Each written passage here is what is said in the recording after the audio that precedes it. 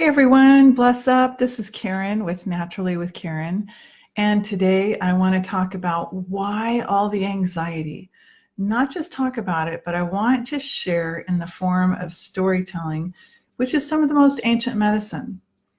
Now, I can write all the posts and I can write all the answers on Quora, but sometimes we don't take the time to click on those and read, and more people like to look at a video. If you want the super short side of the story, we have more anxiety because of what we eat, what our habits are, what we've been exposed to. And it's a really prime reason as to why I do, and I've covered up the person's name here, some of the hair testing that I do, because hair is a form of tissue that gives us a 3-month window instead of a blood test that gives us just a spot of information based on that day or an accrual of information. So let's get started with the story. And if you have questions, you can jot them down. If you want to share this, please feel free. If you're wondering why my hair looks a little bit greasy, it's because I'm using a black castor oil, a Jamaican black castor oil, to get it to grow fast on windy, cold days. So I don't really much concern myself. If my hair is a little on the greasy side, I'll wash it tomorrow. So way back in 1981, I had moved away from home about a year prior with my own $20 in a suitcase, and I was about to marry the young man I'd been engaged to. So I came back to California when my parents had moved to Minnesota for 3 months. Between May, June, and July, I turned 18 in July on the 18th, and I left with my $20 in a suitcase. And I was out working at convenience stores and all sorts of little jobs. And I started to realize this isn't really going to cut it. I'm not going to be able to afford an apartment in San Jose or to be able to do any of the things I want to do, have a car or any of it. And since I was entirely on my own, I eventually made the choice to go live with my paternal, my dad's mother, my paternal grandmother, who lived in Livermore, where both of my parents had grown up. Now, my grandmother on my maternal, my mother's side, had brought the whole family in 1942 from Carrick, Minnesota, which is still totally tiny. And during the Cold War in 1942, the year that my mother was born. Now, when you get to be in your 50s, you get to realize that, oh my gosh, it really wasn't that long ago. And our lifespans are actually relatively short compared to what we think about them when we're really super young. The days start to go by a lot faster and you start to kind of see through. And what is happening is it's not that the days are actually going faster. It's that you're waking up. You're taking off the blinders and you're wide awake now so that you can see through much of what's going on, because you're no longer with the fairy tales like I posted yesterday. Many of the fairy tales I started to sing Peter, Peter, Pumpkin Eater. And then I'm like, wait a minute, think about those rhymes for a minute. Think about the words in there. What is that really saying? Well, Peter, Peter, Pumpkin Eater really actually had a prostitute and he put her in a pumpkin shell, which was kind of allegory for something else. So without getting too graphic, many of the fairy tales and Disney movies that I got out of our house when my son was very, very young have a lot to do with people being put to sleep or having fallen asleep. If you think about it, it's a lot of allegory about what's happening today. So I moved in with my dad's mother in Livermore, and I commuted from Livermore over the hill into San Jose and down into Saratoga to West Valley College. I put myself through college. I paid for everything. I took out a minimal amount of student loans, and I figured that I had to at least get an AA degree because I never got a high school diploma. And I was finding that the cost of living was escalating so much, I had to do something different. When my entire life as a child until I was 18 or 20, because I was 20 in 1981, being born in 61, I was 20 living with, her name was Olive Ludlow. I found that if I didn't go get that education, I probably wasn't going to be employable at a rate of pay that was going to be able to get rent and a car eventually. So that's what motivated me. I got into college. I figured out that I really, really loved a class that I was absolutely certain that I was going to absolutely dislike, and that was Philosophy 101. I thought, philosophy, yuck. But I had to fulfill some general education requirements, And when I sat down in Professor DJ Soralo's course, I was like, huh, my mouth was wide open. He was talking back in 1985 at this point about earth ships and about Arcosante and Italy's architect laureate having a sustainable community in Arizona. And I thought, oh my gosh, I just never, so little by little by little, we can, be exposed to things that actually are pivotal and change our entire lives. When I was living with my grandmother in those early 80s for a couple of years, she had been diagnosed with an anxiety disorder, but I didn't know that. She needed to pick up a prescription one day, and I remember looking at the prescription and thinking how odd it was. So she was prescribed with this in 1981. The first year it came out, she was prescribed with Xanax. Now, if you don't know, it's spelled Xanax, right? Xanax. It's really an odd looking word. I didn't have a clue what it was at that time. I was young and, eating the standard American diet until I got into college, all those years. And I was raised in a really typical, for most intents and purposes, typical American family. So grandmother, little by little, she had been a butcher and she had worked at Safeway, which is a big grocery chain out on the West Coast. And she had come through the Great Depression, and she had finally confided in me that she had been raped by her sister's husband.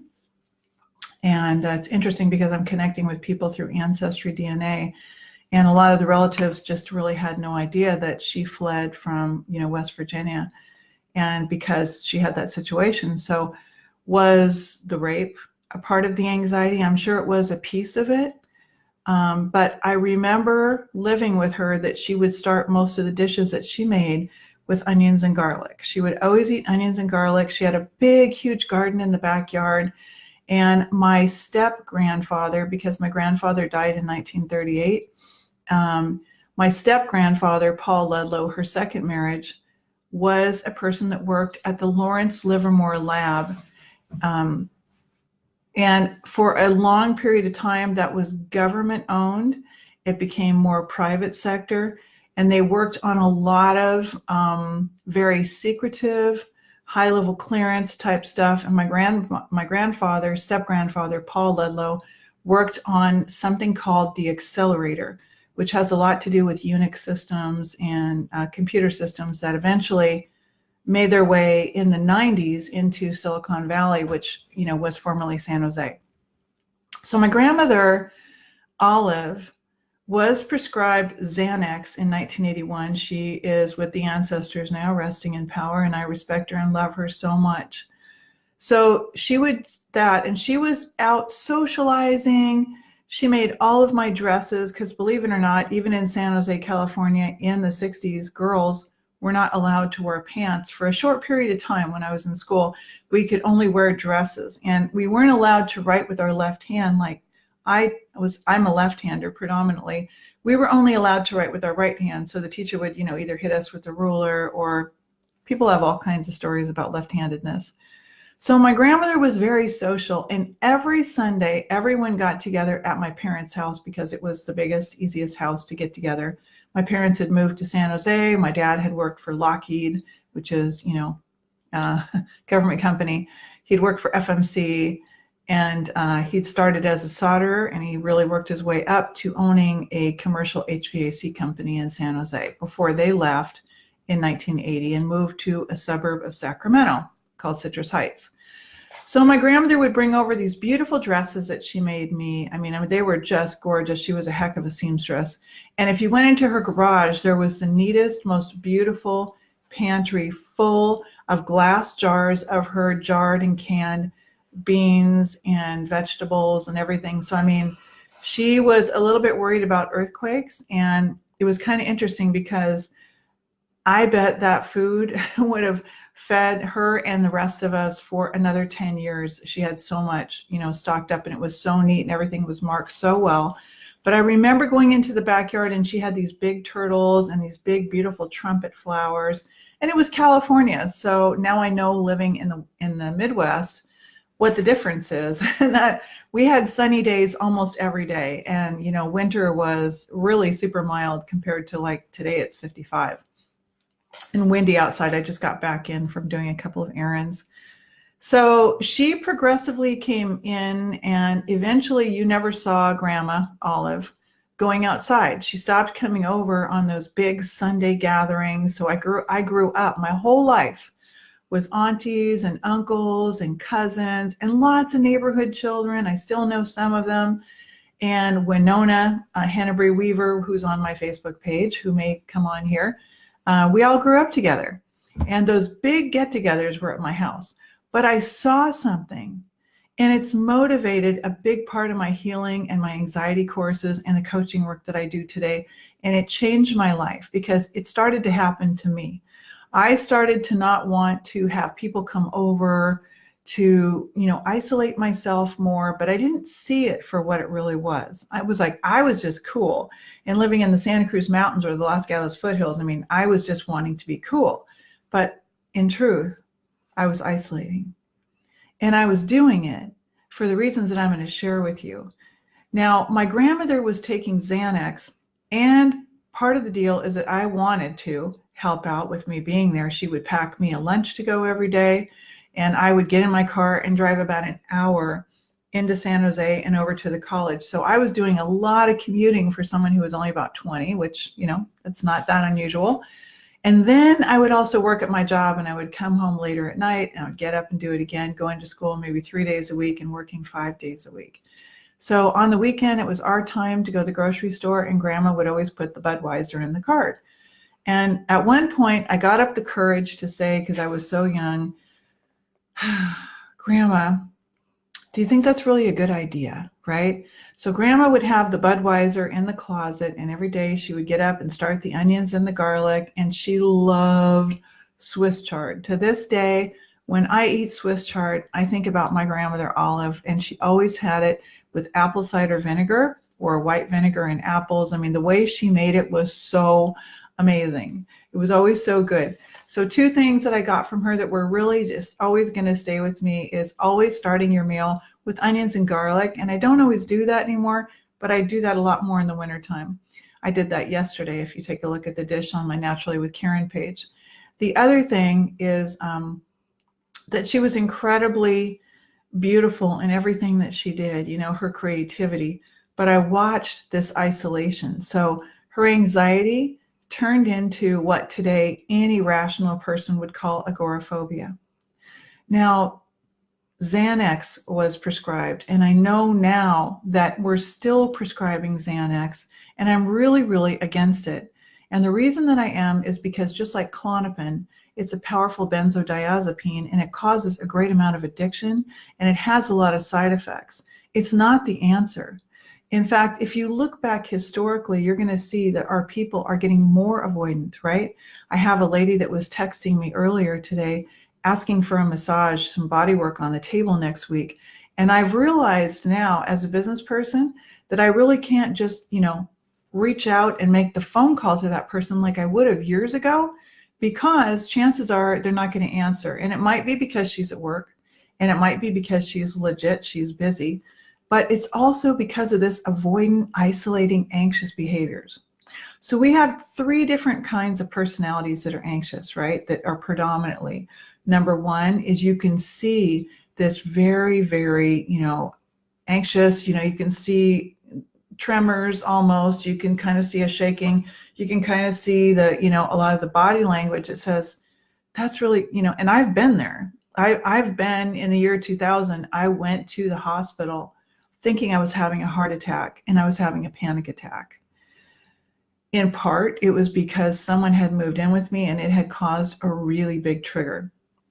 The other part, though, was the trigger exacerbated the trigger number 2, which was I started eating a lot of sugar and simple carbohydrates, meaning I was eating a lot of wheat, things like pizza, even if it wasn't dairy.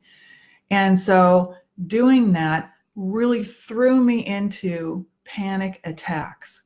My body was loaded with mercury, and my body was loaded with copper. So number 1, you can be triggered because of your emotions. A person can display really intense anxiety and actually be going through panic attacks. They'll tell you, I can't really drive anymore. I don't feel comfortable going out at night. I don't feel comfortable having people come over. I just can't go out and work. It's just too much for me. I can't do that. And they're being truthful. They can't. They really can't do that. And I understand because those started happening to me. The other is the person who comes on the massage table and I'm like, how's everything going? They're like, oh, pretty good, awesome. And this person's a nurse. They'll be anonymous. She's been coming for many, many years. She's slightly younger than I am. And when she was on the table and I'm working on her head, I got an image in my mind of a bunch of gears turning, lots and lots of gears turning. And I thought, that's kind of weird. What does that mean? So when she got off the table, I said, I'm not sure why, but, and this was in the room because I didn't want to embarrass her when there were people out in the lobby at the day spa where I rent my space. I said, I kept seeing all these gears. And she said, yeah, I'm really anxious, And one of the things that really stuck with me was that we did do a very small amount of coaching 1 or 2 times together. And what I've heard from 5 or 6 people actually in the area up here, which is so different than the West Coast because we eat a lot of fruits and vegetables, just we're brought up that way, is she doesn't eat any vegetables at all. The same thing with one of my neighbors across the street and down the street. Don't eat any vegetables. I'm like, how do you get by without eating vegetables? Like, fruits are the uplifting energy and vegetables are the grounding energy. So the more and more that we turn to processed foods, the more and more that, like the folks behind me today at Walmart, I was going to get organic unrefined coconut oil. I'm going to make a body butter that's got 72 trace minerals in it, which is going to be fantastic. The people behind me had, crackers and soda, soft drinks, and all sorts of things like that. And that's going to produce anxiety. You might not think it would, but it does. So you've got the first person who's got even like some tremors and they're telling you the things they can't do, or maybe they're on disability because they legit really can't work. They just can't get it together and they'll just self-sabotage and procrastinate. You've got the other person over here who it's kind of hidden, number 2 version, where I sense the gears turning and she goes, yes, I've got really bad anxiety. I'm like, well, I would have never known. You hold down a job and you seem really put together all the time. And I've never heard you complain about it. And I've never seen it outwardly. So I wouldn't have had a clue. Okay. And then you have the children. And I have a family member, and I stopped to talk with someone today who's also a family member that works, at a store. And I said, I don't ever see so-and-so. And she said, he doesn't ever leave the house. I said, oh, look, that's why I dropped off copies of my books for free. And I'm available to help you. I honestly am. Let's not wait until we're all in our graves. And it's kind of the story that Karen was the crazy one. And this one was this, and this one was the addicted one, and this one had agoraphobia, and this one never left the house after a while. We could lump all of that into the category of mental illness. We could lump it into she's the crazy one in the family. We could lump it into most people in my family are just morbidly obese, and all of those things are in my family, and I bet you they're probably in yours, okay? I'm going to make the assumption, I don't need to bet you, but I'll make the assumption that you probably have some of this in your own family right now. I can almost guarantee it. So using Xanax is not our answer. Using electroconvulsive therapy, ECT, is not our answer. In fact, it's been proven to do absolutely nothing. It's violent and it's abusive. Okay. We have been told that we need to have protein and calcium and that we need to eat these food groups. From the time we were in grammar and elementary school, we used to color the 4 food groups. The people that made that programming, or it's also known as propaganda, are the same people that are making the profit off of the animals that are basically free to them, free to do whatever they want. So if this came to me just yesterday and I was thinking in my kitchen like I do when I'm sweeping, and I've got my Nope, Not Today shirt on that my son picked out for me off a $3 sale rack. I was thinking, nope, not today. I've got the way to explain it in my story, so let me share it. If I make a recipe, if I talk with Kim and I say, why don't you make tamales, or I make a superfood bar, and we put the ingredients together, and let's say that my superfood bar has 12 ingredients to it. It's got cacao powder, it's got coconut oil, it's got some acai powder, it's got, what else, guys? It's got some raw nuts, whatever, right? When I go to market that bar to the public and put it in a nice fancy wrapper and put my bar out there for sale, I've got to go to a company where they're going to give me a nutrition label because that's what's required now, right? Well, I looked into this because I wanted to make a couple of products a little over 2 years ago before my family member got into an opioid addiction, thanks to a classic story after a skiing accident and a surgery where we kept handing pain pills. I kept saying, no, let's not do that. And because of anxiety and depression, because of what I'm talking about today, I have a wealth of experience in helping people to figure out where it's coming from with each person so that we can get a handle on it and get it working and get it better right away. So if I send my superfood bar recipe to the company and I pay them $200, and I say it's got for 12 bars and each bar is 3 servings, and we know that each bar isn't 3 servings. Like you get a regular size bar at the convenience store, think of a Kind bar or something like that. Let's just say it's a 1 serving bar. So I send it in and I tell them the amount, the ingredients and the amount I use for each 1 serving bar. They're going to prepare a nutrition label. They're not going to test my actual bar.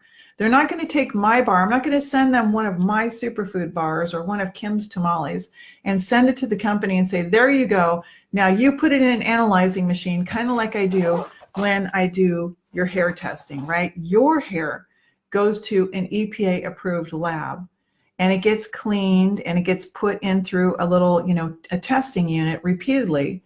And it's scanned and checked for the minerals. So we get an active profile. However, if I make a bar, they're only going to go by the ingredients I give them. So if it's got cacao and this and this and this and this, and it's got my 12 ingredients, it's going to take the portion of those ingredients in the bar compared to the servings. Let's say it's a 1 serving bar and it's that ingredients are in there. It's going to come up with a nutrition label. Okay, you following me? So the label is going to go on the back of the product. All right. So how many years, decades actually have gone by that you've been told that you get protein from a piece of animal, a body, an animal body part, a leg, you have a leg, right? An arm, or you might call it a wing, might look like a wing to you, a neck, right? So we've been told that we're going to get protein and minerals and what else? Omegas, amino acids. We're going to get all these things from an animal, but no one really ever, just like the superfood bar, ever took a piece of dead, charred animal leg and definitively found out exactly what was in it once it was charred up and cooked on a barbecue grill and it had barbecue sauce on, all the things that I thought were absolutely delicious, and they were when I was growing up, but I figured out they were going to put me in those problems. Okay. The third one, personality type that's got anxiety, is the child. Okay. They don't even know they have anxiety yet, but pretty soon you're either calling it ADHD, ODD, oppositional defiant disorder. You're calling it impulsive. Behind every addiction, and this is something I have really, really learned in the last couple of years so well. Every addiction has components of obsessive compulsive disorder. Okay. We don't need to diagnose it. It doesn't need to be definitively, strictly defined, but every addict has a ritual to their DOC. Their drug of choice is a DOC. Okay. They also have a method to how they use their drug, which is part of their ritual. It might be that they snort it. It might be that they smoke it. And it might be that they inject it. All the things that the doctor does as well. Okay. But impulsively, they are drawn to that drug over and over and over and over again. So anxiety must be an aspect of addiction. Okay. So certain drugs are placed out there in the field, out in the world, out in the field, okay, physics, reality, talk, if you will, right? Placed out there to grab on and fit, like I learned in physiological psychology in college, to fit like a lock and a key. So they go in and boom, they are a perfect fit for you. That's why for some people, meth, me, the amp, and for other people, heroin, I need to bring the hero within. The opiates not only work on the brain, but they also work on the gut. Okay. So the root of anxiety is, I'm going to tell you this definitively, honestly, and sure-footedly, is by design. I was alive in the 60s. I was present, awake, and aware until my mouth was filled almost entirely with mercury amalgam fillings that are also super high in copper, raised my copper rates. And I was absolutely observing all the time. I was a very awake child who talked very little, but who, I talked and I wasn't developmentally delayed in any way, but I was observing. I was always looking around. It was not in the 60s, 70s, and 80s what it is today. And yet in the 70s, 80s, and 90s and forward, all I've heard is about medical advances. I've heard about how wonderful things have happened in the medical industry, in the allopathic Western medical industry. You can go in now and you can get a pill. You don't have to suffer. You can get right back up and get to work tomorrow, and you can take that pill until you break. We can cut it out of you. Don't worry about it. I know you've got a big lump or a bump or something over here or something over here. You've got a weird lump over here. You've got all this stuff under your breast, like I feel with my clients when I start to do the belly part of their massage, the abdomen. I'm reaching up under here, because I've got a breast drape on and I bring it up pretty close and I can feel. And one of the things that I have noticed is a lot of people from age 30 on have got gristle all around the cradle of their hip, the hip cradle. Okay. So you're doing a massage. You've got your hands and you can go up around the hip because I've got them draped with the sheet in between the legs and up, so it's up and over the hip, right? And I've been doing body work for going on 17 years in Minnesota, not including since 1997 in California, on a really part-time basis there. But my hands can feel, my thumbs and my fingers can feel what it feels like when you cook a steak, right? And it's got gristle on it. You ever have gristle? You remember what gristle is? If you don't know what gristle is, it's like the real chunky part of the fat where it meets the meat, okay? And why does that happen? That happens because of how we're treating the animals, okay? So I can feel the gristle all along their hip cradle. I can feel spotty, cystic rashes, like skin. It's almost like a necklace around the neck, okay? First thing when they're on the table. I can feel cysts in the upper breast area as you're starting. I always start with the top of the face, put a warm eye pillow on with a little Kleenex under. I start working the clavicle and down the arms. And you can feel as you're massaging the arms, cysts in the body. If you're full of cysts, if you're eating bread products and lots of wheat, if we test your trace elements by doing the hair tissue testing, and you're really high in zinc, or you're really high in copper, or your calcium's really super skyrocketed high skyrocketed calcium indicates there's likely mercury hidden in the brain. That's going to make you anxious. Maybe you still have the silver amalgams inside your mouth, right? We need to make a plan to gradually get those out. And if you're like me, I had so much hideous dental anxiety that the guy eventually had to start, knocking me out with a general anesthetic when I was 12 years old. And God knows what happened in there. I know it wasn't a good situation. So I would go to a spa dentist when I worked at the best law firm in Santa Cruz, Basso, Williams, Sachs, Attic, and Gallagher. I was on a 4-woman family law team for Basso, which was just this most plush law firm until I moved in 2002 to Minnesota. And I went there and I would burn up whatever he was using. If it was Novocaine, I'm not quite sure. But he would inject me and inject me. And finally I could see him getting kind of red faced, and they had their candles going. And I'd warned them when I came in. I said, I've been through a lot of trauma as a child. And then additionally, I've got all my teeth drilled almost to the bottom with mercury amalgams, and I need to get them out. I've been complaining to dentists for many years that these are toxic, and they, oh, come on now. The American Dental Association wouldn't use that. They wouldn't do that if they were. I said, they need to be disposed of as toxic waste, do they not? They're in my mouth, right? So this was from age 18 on, as I was going to dentist appointments every 6 months faithfully, because that was the prescribed mode of treatment, to go get them cleaned every 6 months. And so I faithfully, religiously got them cleaned every 6 months, even out on my own, you know. So mercury amalgams, wheat, trauma, right?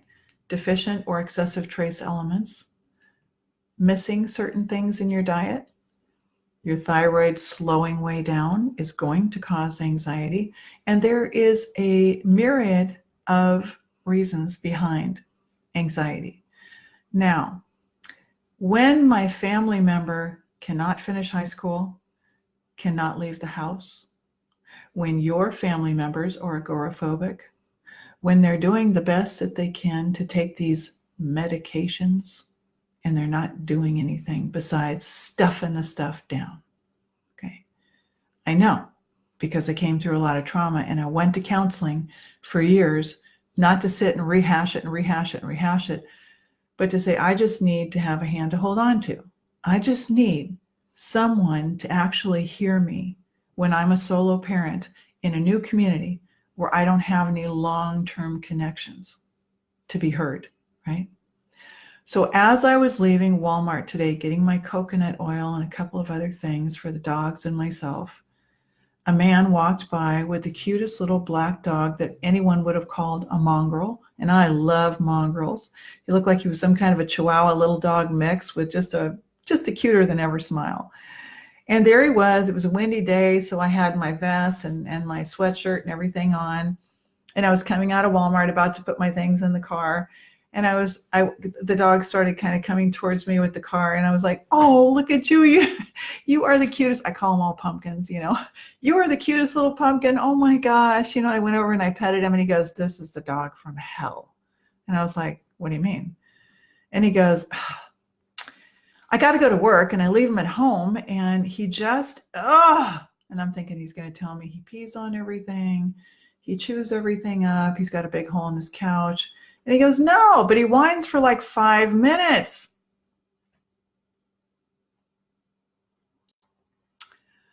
I said, listen, dogs are pack animals, just like humans. You're an animal, okay? None of us wants to be alone. When I intend to build a pack, and I put a lot of energy into my child, someone else's child, all that energy, that love, the going out and walking, the showing how to make the food, how to make the medicine, how I think about things, how I put together a plan. I want that medicine to stay in a pack, so the pack can build larger and larger and more packs out in the world as my turn comes and they become elders, right? They take care of me and I take care of them. But it's not working out that way. You can put all this energy into people with the intention that they're going to become your pack member. That dog needed its pack. I said, so that beautiful little pumpkin over there was plucked from its mother by someone at some time, whether it was you or someone else, right?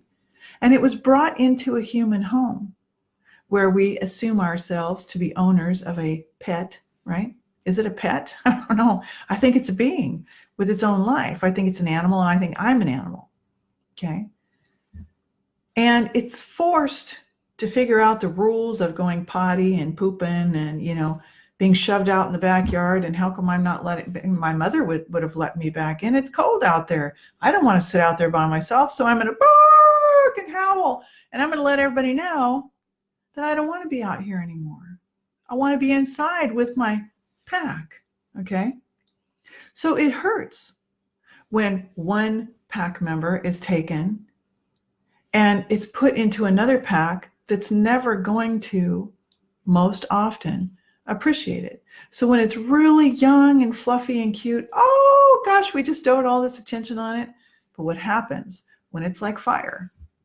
170 pounds, 31-inch neck of Rottweiler who snorts and, has issues. And because Rottweilers have been so inbred since the first time I had a companion that is identified as a Rottweiler in 1987, I was aware that even then they were so inbred that it had weakened them. So they get a lot more joint problems, where another type of German Shepherd mix or the little Chihuahua isn't quite getting those. Okay? We're pack animals. So I did the best I could in the softest, kindest way that I could to say, you've got such a love bucket, and I'm sure that they just want to be spending time with you and not be left alone. That's another part of our anxiety.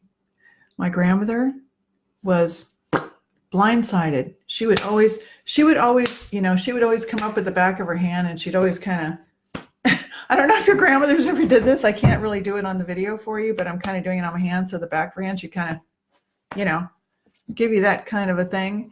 And she'd say, we got to go out there and take care of the garden. And it wasn't a rushy, like a busy kind of a thing. But I learned a lot, and I fell asleep and I forgot a lot of what she taught me. But just this rise, you would call it a morning, I brought home a lot of fruits, and immediately I'm rinsing them and bagging them and putting them in the freezer, because it's my food rhythm.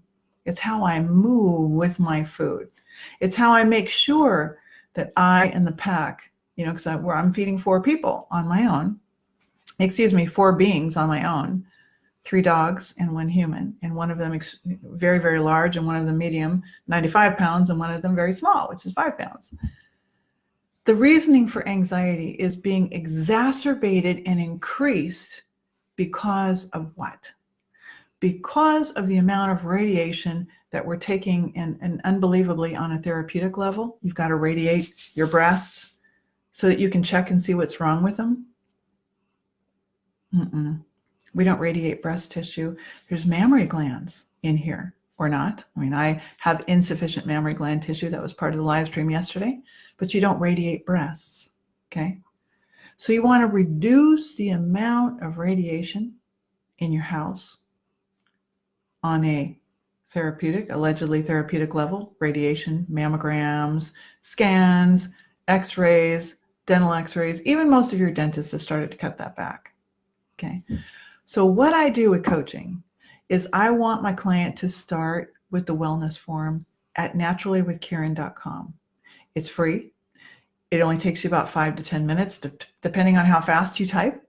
You put in all of your information that you want to.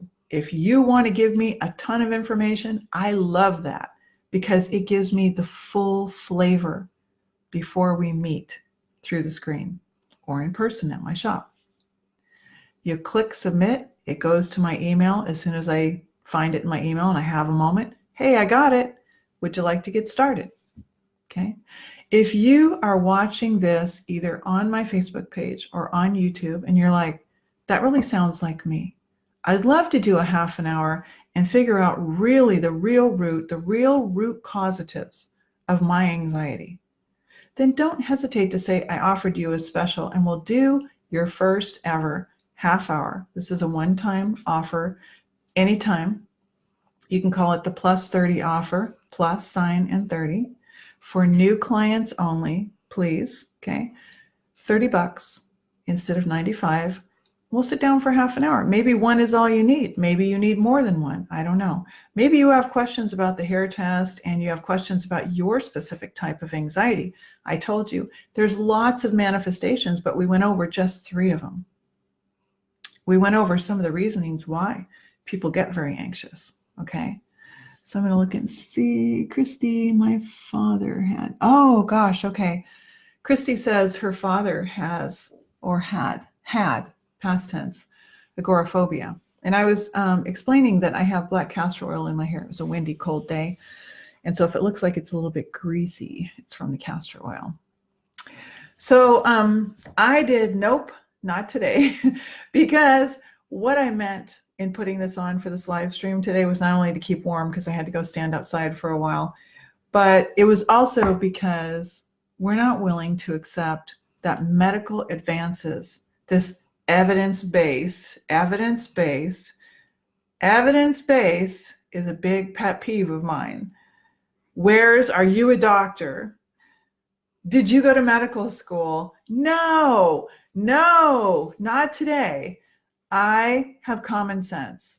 I am 58. I study every day. I'm college educated. I've taken numerous courses. I've read hundreds of books. I've been hands-on with people for 16 years, licensed and insured in the city of Cloquet, and with no complaints, by the way.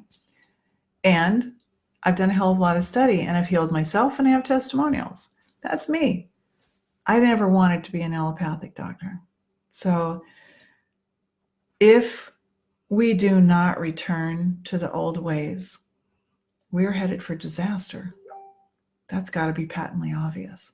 We are headed for disaster if we do not return to the old ways. That means real food. That means rethinking some of the 5G that's going to be fully launching in 2020. Okay. Every day, here's my phone, right? My little cheapy phone. But every day I'm out and about. I'm going to head to the garden next. And everyone's like this.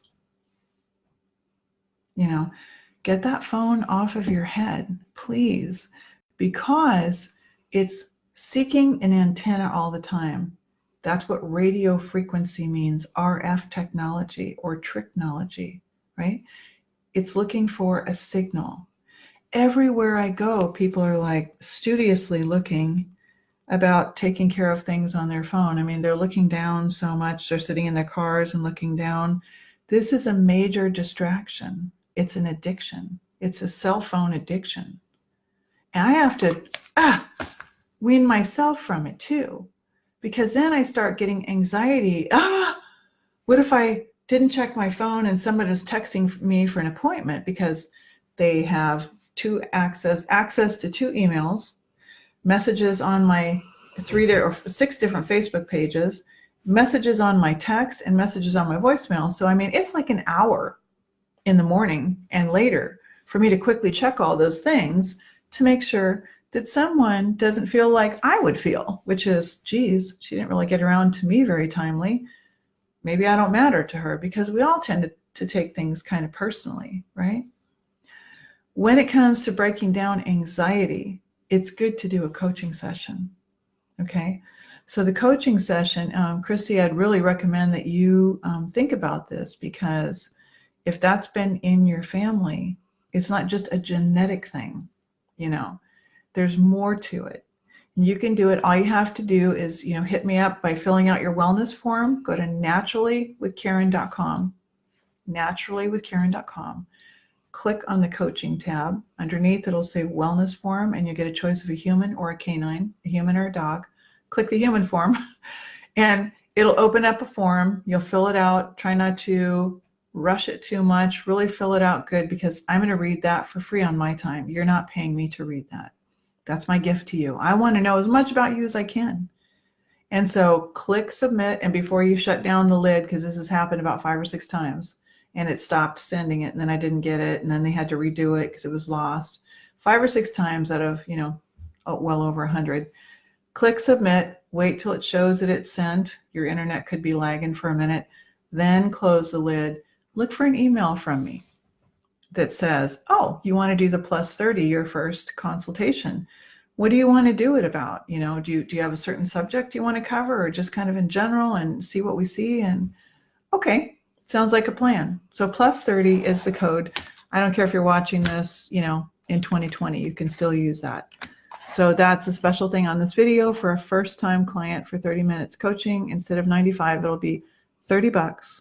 You can pay through PayPal on my website or through my PayPal link. So if you're watching this later and you're watching the replay, don't hesitate to write down any questions. If it's a lot of questions, then I'm going to encourage you to do the session, and I guarantee you'll get a lot out of it. Okay? All right. So thank you so much. Make it an awesome day. Happy Wednesday, or whatever day you're listening to this. But nope, not today. We're not just going to go the drug route. All right. So long.